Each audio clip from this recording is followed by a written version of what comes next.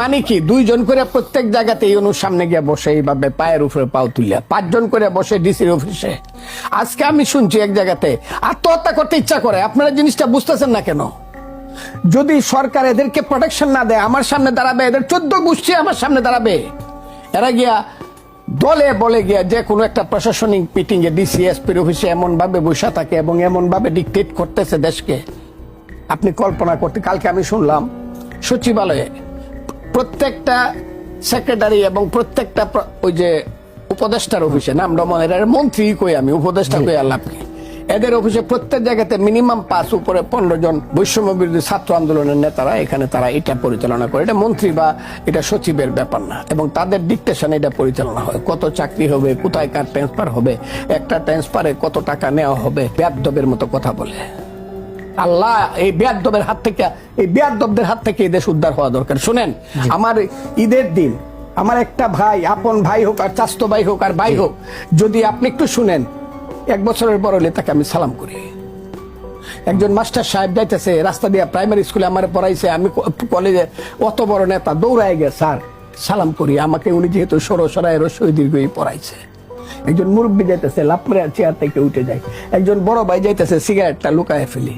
এটা আমাদের কালচার। যত কথাই বলেন, এটা না হলে দেশ থাকবে না। এটা বাঙালি জাতির বা আমাদের বাংলাদেশের মানুষের সেই জায়গাতে দাঁড়ায় এখন বেয়াদবে।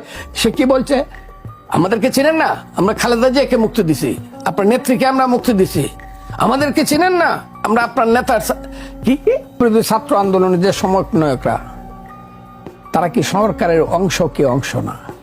যদি অংশ হয়ে থাকে একরকম, না হয়ে থাকলে আমি ধরে নিই আপনার যুক্তির খাতিরে যে মিস্টার হাসনাত আব্দুল্লাহ অথবা সার্জিস আলম অথবা সমন্বয়করা তারা কোনো কিছুর অংশ না। তারা তো হলো মন্ত্রীর চেয়ে অনেক উপরের প্রোটোকল পায়। এক জায়গায় গেলে পরে ডিসি সাহেব এসপি সাহেবের দৌড়াদৌড়ি যদি আপনি দেখেন, হাসনাত আব্দুল্লাহ বা সার্জিস আলম গেলে তাদের যে গার্ড মানে সম্বর্ধনা যদি দেখেন, অফিসিয়াল প্রশাসনিক সম্বর্ধনা কত তটস্থ থাকে, এটা তো তাদের ব্যাপার। তারা যাদেরকে একটা টিকিট দিয়ে দেয়, টিকিট একটা দিয়ে দেয় যে এরা আমাদের সমন্বয়ক অমুক থানায়, আমি জেলাও বললাম না, কেউ চিনে না এই ছেলেটা এই থানায় বাড়ি ছিল আগে, কিন্তু কেউ চিনতো না। এখন সবাই জানলো এই ছেলেটা সমন্বয়ক। ওর বাপের নাম কি? তার বাপের নাম সৈয়দ আলী। সৈয়দ আলী কি করে? আরে সৈয়দ আলী তো কেউ চিনত, ও তো ফান্দুহানদারি করতো বাজারে, এখন আর করে না। তবে এখন সে একটা অফিস দেওয়ার চিন্তা করতেছে, কারণ তার ছেলে হইল সমন্বয়ক। সেই সমন্বয়ক ছেলেটি কোনোদিন পলিটিক্স করে নাই, সে গিয়ে ইউনো অফিসে, আমি চ্যালেঞ্জ করলাম কথাটা, আমার সাথে কেউ বিতর্কে আসুক। আপনার কাছে তথ্য প্রমাণ আছে? এগুলো গুঞ্জন রয়েছে আছে।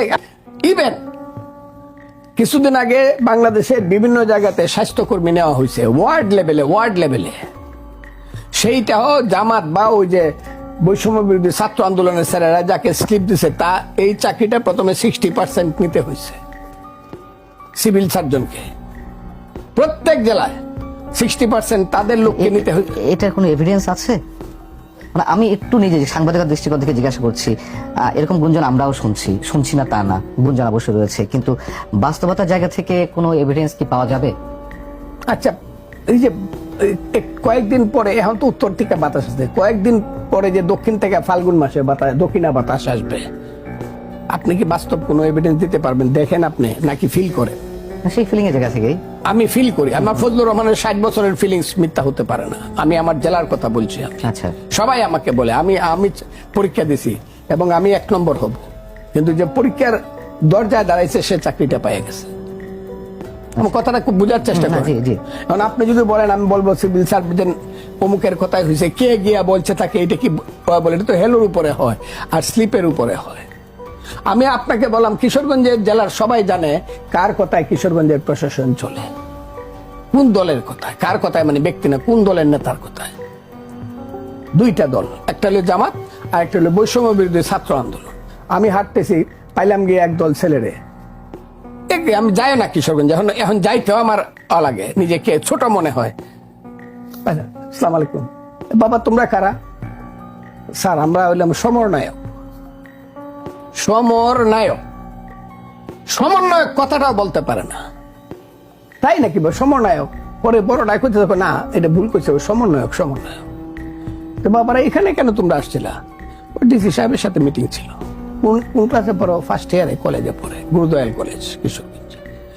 একটা ছেলে যদি কলেজে ফার্স্ট ইয়ারে বৈশা, আমি তো ওখান থেকে বিএ পাস করে আসছি কিশোরগঞ্জ থেকে। আমি যখন বিএ পাস করি, দুইজন ছিল পাঞ্জাবি এসডিও, দুইবার বদল হয়েছে। আরেকজন আর কয়েকজন ছিল, রাফিল করিমের মতো এসডিও ছিল কিশোরগঞ্জে, খসরুজ্জামানের মতো যারা মুক্তিযোদ্ধা ছিল তারা এসডিও ছিল কিশোরগঞ্জ। আমি তা দরজায় গেছি না ডরাইয়া, ছাত্রলীগের জেনারেল সেক্রেটারি জেলার, আমি দরজায় গেছি না ডরাইয়া।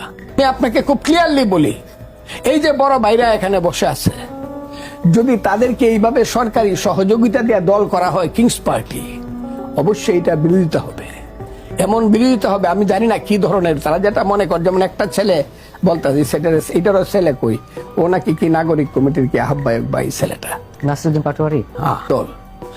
আর জামাত হলো ভারতীয় দলের, দিল্লির এক্সটেনশন বলেছে, বলছে না নিউজ 24 জি। আর বিএনপি খুব ভুল করতেছে জিয়াবাদ করিয়া। আমরা কিন্তু বংশীয় বাকি রাজনীতি পরিবর্তন রাজনীতি। আচ্ছা বলেন তো দেখি, এই ধরনের কথা যদি একটা ছেলেরা বলে, আমি কেমনে তাকে আদর করব? আমি কেমনে আমি দোয়া তো করি তাদের জন্য। এরা তো দেশটাকে এমন একটা দুর্ভাগ্যজনক গণঅভ্যুত্থানের নেতৃত্ব দিয়েছিল। অনেক মানুষের স্নেহ বা আশীর্বাদ কিংবা কৃতজ্ঞতা, সম্মান, শ্রদ্ধা অনেক কিছুই পেয়েছিল। এটা তো বাস্তবতা পেয়েছিল। গণঅভ্যুত্থানের সামনের সারিতে তারাই ছিল, ছাত্র জনতা গণঅভ্যুত্থানে। সেখানে আমি বিশ্বাস করি সেখানে সব রাজনৈতিক দলের ইনভলভমেন্ট ছিল, কিন্তু সামনের কাতারে তারা ছিল। তো আমি তাদেরকে সামনের কাতারে দেখি নাই, সবরে দেখি নাই। 158 জন যে সমন্বয়ক বলে সবাই দাবি করে আমরা জমিদার, সবাই না। ইউনূস সাহেব এইটুক না করলে, এত ছোট না হইলেই পারতেন যে একটা রাজনৈতিক দল ছেলেরা করবে, তাদেরকে উৎসাহিত নিজেই করা, পারলে নিজেই লুঙ্গি কাঁচা দিয়ে নেমে যাওয়া দলটা করার জন্য।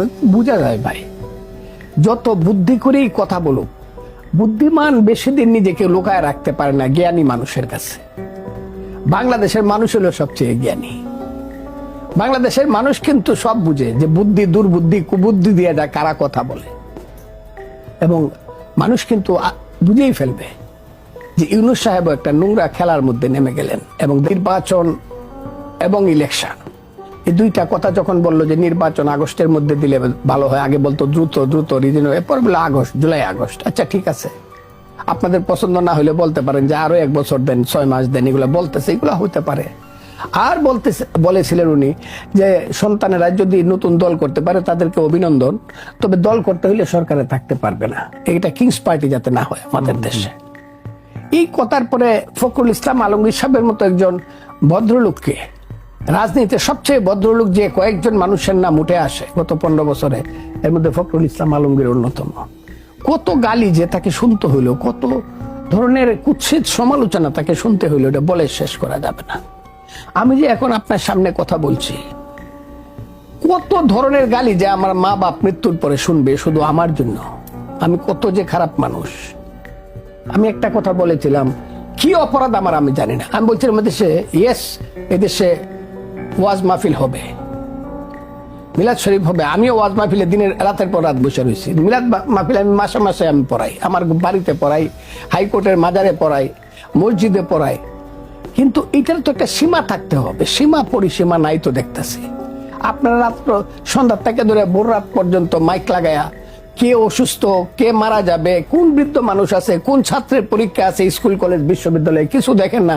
সারা রাত খালি এটাই কাজ, ওয়াজ মাহফিল করা। কেন আমি বলি, আমার মাথার মাঝে ছিল ওয়াজ মাহফিল করা কিন্তু ফরজ না। নামাজ, রোজা, হজ, জাকাত হইল ফরজ, এমনকি সুন্নত না। ওয়াজ মাহফিল নফলের চেয়েও নিচে। কাজে এই কথাটা আমি না বলাতে আমার উপরে যত ধরনের, আমি মুরতাদ, এবং একজন মৌলানা সাহেব, তার নাম বোধহয়, উনি আমার নামটা বিকৃত করে বলছে, আল্লাহ বলছে কারো নাম বিকৃত করলে কি হয়, এরকম যে পাপ হয়। আর পাপ যারা করে এরা আলেম হয় কিনা, আমি খুব কঠিন ভাবে বলি। এবং একজন বলেই ফেলছে ও বেহেস্তে যেতে পারবে না।